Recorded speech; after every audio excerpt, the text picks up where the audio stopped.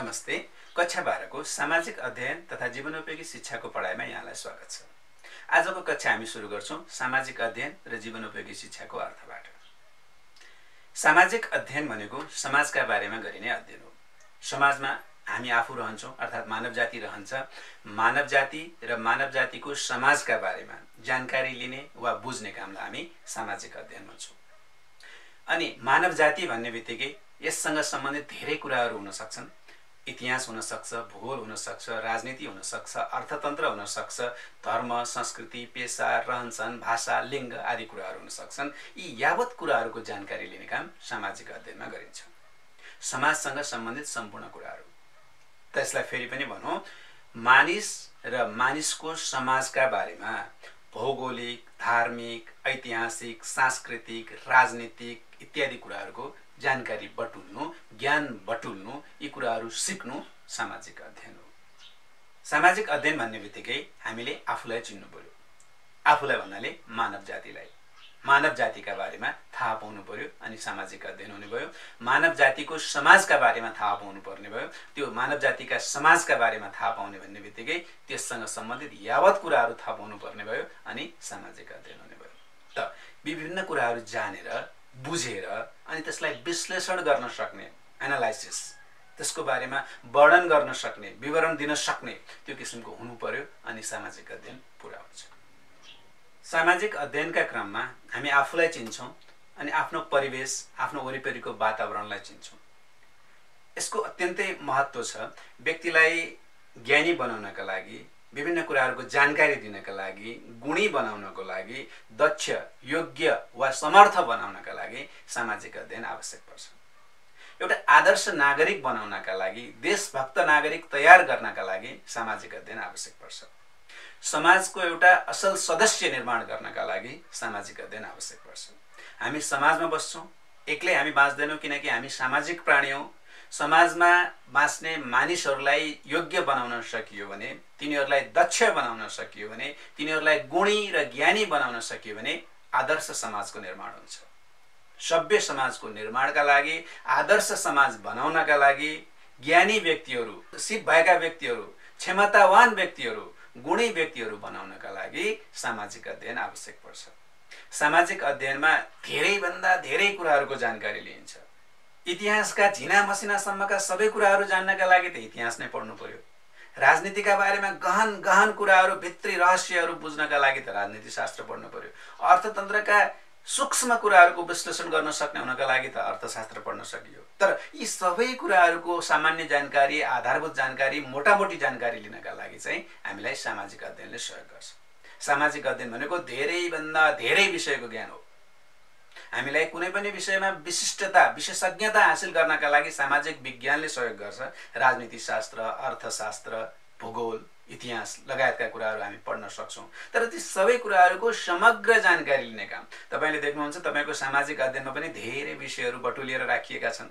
ती धेरै विषयहरूलाई संकलन गरेर त्यहाँ जम्मा गरिएको छ। किनभने यी सबै विषयको आधारभूत जानकारी दिलाउनका लागि, यी सबै विषयको मोटामोटी जानकारी दिलाउनका लागि सामाजिक अध्ययनको महत्त्व हुन्छ।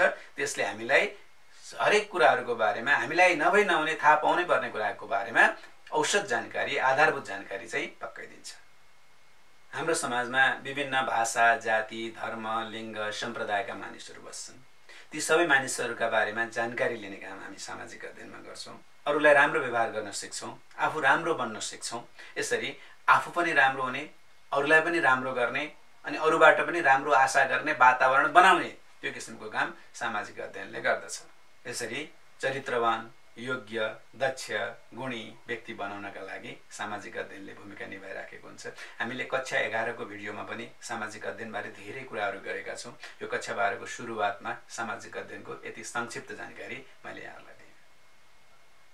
अब एकैछिन कुरा गरौँ जीवनोपयोगी शिक्षाका बारेमा। जीवनका लागि उपयोगी शिक्षालाई जीवनोपयोगी शिक्षा भनिन्छ। हामीले जीवन बाँच्नका लागि, जिन्दगी चलाउनका लागि आवश्यक पर्ने, नभई नहुने आधारभूत कुराहरूको जानकारी, हामीलाई अत्यन्तै आवश्यक पर्ने कुराहरूको सिकाइ, त्यो दक्षता बनाउने काम, त्यो योग्यता बनाउने कामलाई हामी जीवनोपयोगी शिक्षा भन्छौं। जीवनोपयोगी सिपको एउटा उदाहरण लियौं, सञ्चार सिप अर्थात् कुराकानी गर्ने सिप। यो कुराकानी गर्ने सिप भन्ने बित्तिकै हामीले राम्रो बोल्नु पर्यो, मिठो बोल्नु पर्यो, प्रभावकारी रूपमा बोल्नु पर्यो, तर्कपूर्ण रूपमा बोल्नु पर्यो, अर्काले बुझ्ने गरी बोल्नु पर्यो। हामीले बोलेको कुरा अर्काले मन पराउनु पर्यो, अर्काको मन छुनु पर्यो, त्यहाँ प्रभाव पर्नु पर्यो, अनि त्यहाँ तर्कपूर्ण दमदार हुनु पर्यो हामीले बोलेको कुरा। त्यसै गरी फेरि अर्काले बोलेको कुरा पनि हामीले बुझ्नु पर्यो, कसरी कुरा गर्ने, कसरी अरूलाई प्रभावित पार्ने, अर्काका कुराबाट कसरी भाव ग्रहण गर्ने, बुझ्ने, त्यो किसिमको क्षमता हामीमा हुनु पर्यो। यो सञ्चार सिप जीवनोपयोगी सिप हो। यो नभइकन हुँदैन। जो कोहीलाई चाहिन्छ, डाक्टर, पाइलट, इन्जिनियर, वकिल, किसान, कलाकार, कवि, सबैलाई चाहिँ यो आवश्यक पर्छ। त्यसकारणले गर्दाखेरि जीवनोपयोगी सिप भनेको जीवनका लागि नभई नहुने सिप। अर्को उदाहरण लिउँ, तनाव व्यवस्थापन। तनाव भन्ने कुरा जो कोहीलाई हुन सक्छ, बालक, युवा, वृद्ध, अथवा हरेक क्षेत्रका मानिसहरू, हरेक वर्गका मानिसहरू, हरेक लिङ्गका मानिसहरू, हरेक भाषा, धर्म, सम्प्रदायका मानिसहरू, जो कोहीलाई तनाव हुन सक्छ। तिनीहरूले तनाव व्यवस्थापन गर्ने जान्ने हुनु चाहिँ तनाव व्यवस्थापन सिप हो। त्यो तनाव व्यवस्थापन सिप सिक्ने काम जीवनोपयोगी शिक्षा हो। हामीले विभिन्न किसिमका सिपहरू सिक्नुपर्ने हुन्छ बाँच्नका लागि। जीवनमा अत्यन्तै आवश्यक पर्ने सिप हुन्छ। एउटा उदाहरण दिन्छु म तपाईहरुलाई। सुरक्षाकर्मीले बन्दुक चलाउन जान्ने हुन सक्छन्, तर हरेक व्यक्तिले बन्दुक चलाउन जान्नै पर्छ भन्ने छैन। बन्दुक चलाउन जान्नु जीवनोपयोगी सिप होइन। यो पेशागत सिप हो, प्राविधिक सिप हो। कुनै पेशाकर्मीले, कुनै क्षेत्रमा भएका काम गर्ने व्यक्तिहरूले जान्नुपर्ने, तिनीहरूले जानेको सिप चाहिँ प्राविधिक सिप हो, पेशागत सिप हो। सामान्य प्रविधि, कम्प्युटर चलाउन, स्मार्टफोन चलाउन, टिभी खोल्न, रेडियो खोल्न, यी कुराहरू जान्नु सबैका लागि आवश्यक पर्छ। तनाव व्यवस्थापन गर्न सक्नु, निर्णय निर्माण गर्न सक्नु, अर्काले बोलेको कुरालाई हो कि होइन भनेर एक्चुअली विचार गरेर समालोचनात्मक चिन्तन गर्न सक्नु, यी कुराहरू चाहिँ जीवनोपयोगी सिप हुन्। हरेक मानिसका लागि, यो धरतीमा भएका जे जति पनि मानिसहरू छन् सबैका लागि आवश्यक पर्ने आधारभूत ज्ञानलाई, आधारभूत सिपलाई, आधारभूत योग्यतालाई जीवनोपयोगी सिप भनिन्छ। त्यो सिक्ने काम चाहिँ जीवनोपयोगी शिक्षा हो।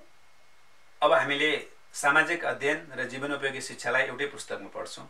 यी दुईटाको बीचमा घनिष्ठ सम्बन्ध छ, अन्तर सम्बन्ध बलियो छ। त्यसकारणले यी दुईटाको अध्ययन सँगसँगै हुन्छ।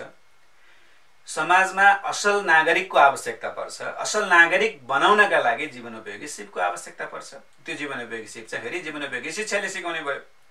जीवनोपयोगी सिप सिकाउनेलाई चाहिँ हामी जीवनोपयोगी शिक्षा भन्छौँ, यो शास्त्र भयो। अनि जीवनोपयोगी शिक्षा जानिसकेपछि समाज आदर्श बन्छ, सभ्य समाजको निर्माण हुन सक्छ, चरित्रवान देशभक्त नागरिकहरू बन्न सक्छन्। त समाजमा असल नागरिकहरू उत्पादन गर्नका लागि, दक्ष, योग्य, सिपालु नागरिकहरू उत्पादन गर्नका लागि, सामाजिक जीवन राम्रो बनाउनका लागि, समाजलाई सुमधुर बनाउनका लागि जीवनोपयोगी शिक्षा आवश्यक पर्छ। त्यसकारणले सामाजिक अध्ययनलाई र जीवनोपयोगी शिक्षालाई चाहिँ सँगसँगै पढाइन्छ। जीवनोपयोगी शिक्षा फेरि समाजबाटै सिकिन्छ।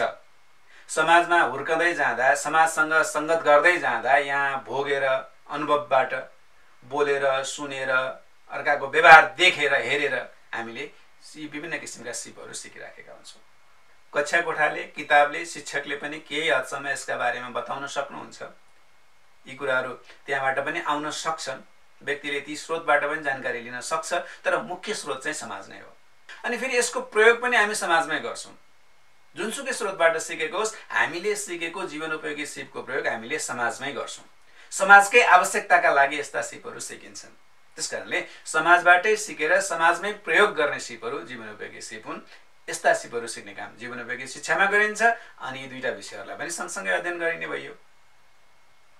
त फेरि पनि समग्रमा भनौँ, हामीले आफ्नो बारेमा वा व्यक्तिको बारेमा वा मानव जातिको बारेमा, परिवार, समाज, आफ्नो क्षेत्र, आफ्नो राज्य, आफ्नो धरतीका बारेमा, यो संसारका बारेमा सम्पूर्ण कुराहरू थाहा पाउनका लागि सामाजिक अध्ययन गर्नुपर्छ।